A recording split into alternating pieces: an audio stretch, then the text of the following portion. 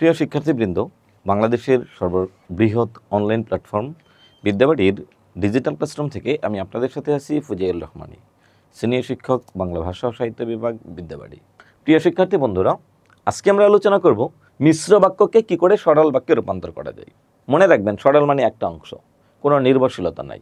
মিশ্র বা জটিল বাক্যের সংজ্ঞাই বলা হয়েছে একটি বাক্য অন্য একটা বাক্যের উপর নির্ভরশীল হবে, আশ্রয় করে সম্পন্ন হবে। ওকে, চলুন আমরা দেখি। আমার দুটো বাক্য দেয়া আছে। কেন দেয়া আছে? যেন আপনারা সহজে আয়ত্তে রাখতে পারেন। যাদের বুদ্ধি নাই তারাই একথা বিশ্বাস করে, যারা তারা সাপেক্ষ সর্বনাম। বিশ্বাস করা নির্ভর করে বুদ্ধি না থাকার উপর। এদিক থেকেও সে নির্ভরশীল, দুইটা দিক থেকে সে নির্ভরশীল। যাদের বুদ্ধি নাই তারাই একথা বিশ্বাস করে। আবার দেখুন, যাদের বুদ্ধি নাই এক কথায় প্রকাশ করলে কি আসে? বুদ্ধিহীন। আর যেহেতু বহুবচন, তাহলে বুদ্ধিহীনরা। যাদের বুদ্ধি নাই এক কথায় বলি বুদ্ধিহীনরা এক কথা বিশ্বাস করবে। কিন্তু আপনার এটা ভালো লাগে না, স্যার আমি এই শব্দ দিব না, তাহলে কি দেব? আমার মন চাই বোকারা এক কথা বিশ্বাস করে। যাদের বুদ্ধি নাই তাদেরকে বলা হয় বোকা, তাহলে যেহেতু বহুবচন আমি এখানেও বহুবচন ইউজ করলাম, বোকারা এক কথা বিশ্বাস করে। ওকে, ফাইনাল, এতেও কোনো সমস্যা নেই। আপনি বলতেছেন না স্যার আমার দুইটা থেকে একটাও ভালো লাগে না। কি ভালো লাগে? যাদের বুদ্ধি নাই তাদেরকে বলি নির্বুধ। আপনি লিখলেন নির্বুধেরা। নির্বুধ মানে যাদের কোনো বুদ্ধি নাই, নির্বুধেরা এক কথা বিশ্বাস করে। তাহলে এটাও সঠিক। তার মানে আপনার কাজ হচ্ছে, যেটা কর্তা থাকবে কর্তাটার উপর নির্ভর করবে। কর্তাটা কেমন হতে পারে সেটার উপর নির্ভর করে আপনার বাক্যের ধরনটা নির্ভর করবে তার কাজের উপর, কর্তার উপর। চলুন পরবর্তী আরেকটা অংশ দেখি।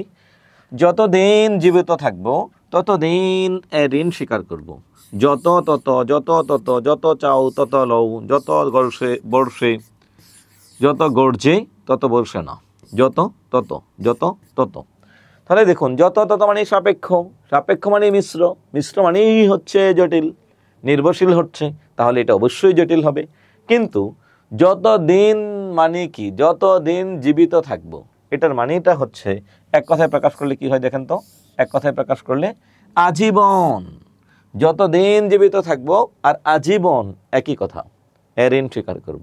আপনার কাছে মনে হলো জি না স্যার মানি না, হ্যাঁ আমি এই কথা মানি না, আমি এই কথা বিশ্বাস করি না, হ্যাঁ বাপ্পারাজের মতো, জি না বিশ্বাস করি না। কি বিশ্বাস করি?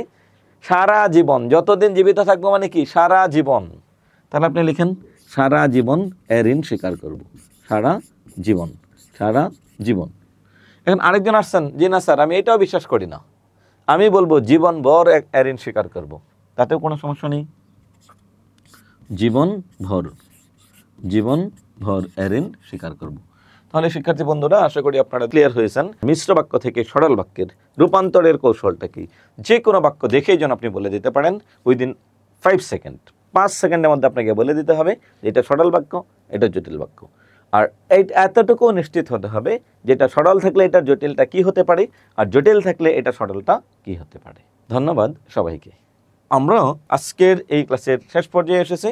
আপনারা আমাদের বিদ্যাবাড়ি সংক্রান্ত যে কোনো বিষয়, ভর্তি তথ্য, লেকচার শিট, গাইড বা অন্য কোনো তথ্যের জন্য আমাদের স্ক্রিনে দেওয়া হটলাইন নম্বরে যুক্ত হতে পারেন, অথবা যুক্ত হতে পারেন আমাদের ওয়েবসাইট www.bidyabadi.com, অথবা ফেসবুক পেজ fb.com বিদ্যাবাড়ি, অথবা youtube.com বিদ্যাবাড়ি থেকে আমাদের সকল বিষয়ের স্বনামধন্য শিক্ষকবৃন্দের বিভিন্ন ক্লাস এনজয় করতে পারেন। সবাই ভালো থাকবেন, সুস্থ থাকবেন। আজকের ক্লাস এখানেই শেষ করছি। আল্লাহ হাফিজ।